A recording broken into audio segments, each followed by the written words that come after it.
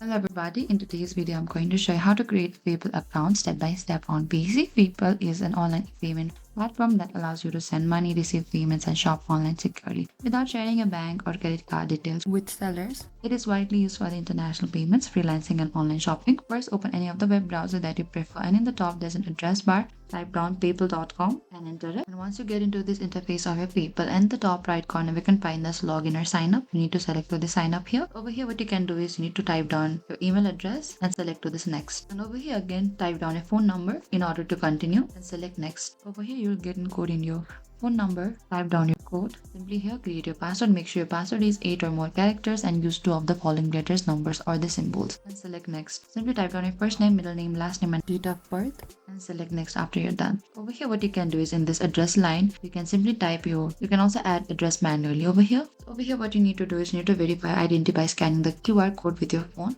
That is it. Thank you for watching this video. I hope I could help you. If you have any queries or confusion, please comment down and we will reach out to you very soon.